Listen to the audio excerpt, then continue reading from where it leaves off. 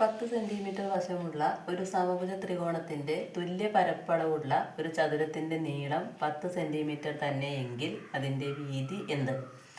അപ്പോൾ സമഭുജ ത്രികോണത്തിന്റെ പരപ്പളവ് √3/4 a². a എന്ന് വെച്ചാൽ ഒരു വശം. അപ്പോൾ സമം √3/4 a². a എത്രയാണ്? 10. 10² സമം തുല്യ പരപ്പളവുള്ള ചതുരം. അപ്പോൾ ചതുരത്തിൻ്റെ പരപ്പളവ് L × B ആണ്. L × B. ഇതിലത്തെ L സമം 10 സെൻറ്റിമീറ്റർ തന്നെ എന്ന് പറഞ്ഞതുകൊണ്ട് 10 സെൻറ്റിമീറ്റർ ആണ്. അപ്പോൾ നമുക്ക് എന്ത് ചെയ്യാം? √3/4 × 10². 10 × 10 സമം ആണ് L × 10 × B എന്ന് പറഞ്ഞിട്ടുണ്ട്. അതിൽ B ആണ് കാണേണ്ടത്. അതായത് അതിൻ്റെ വീതി B ആണ് കാണേണ്ടത്.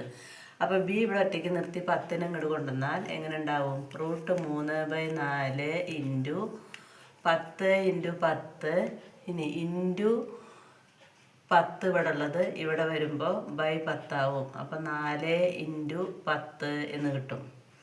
അപ്പോൾ √3 × 10 × 10 100√3/4 ×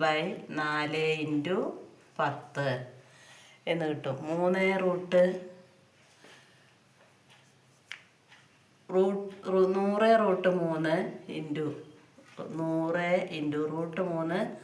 1.73/4 × 10. ഇനി 1.73 100 കൊണ്ട് ഗുണിക്കുമ്പോൾ 173/4 × 10 40 എന്ന് കിട്ടും. അപ്പം എന്ത് ചെയ്യണം? 173 40 കൊണ്ട് ഹരിക്കുക, അല്ലെങ്കിൽ 4 കൊണ്ട് ഹരിച്ചിട്ട് 4 × 10 ഇട്ടാൽ മതി. 4 × 10. അപ്പോൾ ഈ 10ന് പകരം ഇവിടെ സ്ഥാനം നീക്കി പോയിൻ്റ് വരും. അപ്പോൾ എത്ര കിട്ടും? 17.3/4 എന്ന് കിട്ടും. അപ്പോഴും എന്ത് ചെയ്താൽ മതി? നമുക്കിവിടെ ഹരിക്കാം.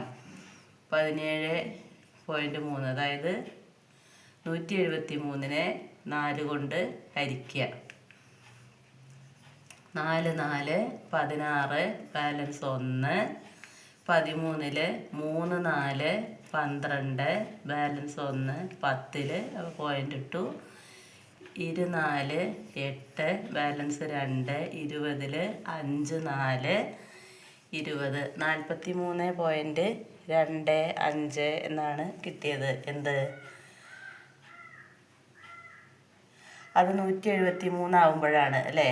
അപ്പോൾ 17.3 ആയതുകൊണ്ട് 43 എന്നുള്ളത് 4.325 ആണ് ഇതിൻ്റെ വീതി. B സമം 4.325 സെൻറ്റിമീറ്റർ എന്ന് കിട്ടി.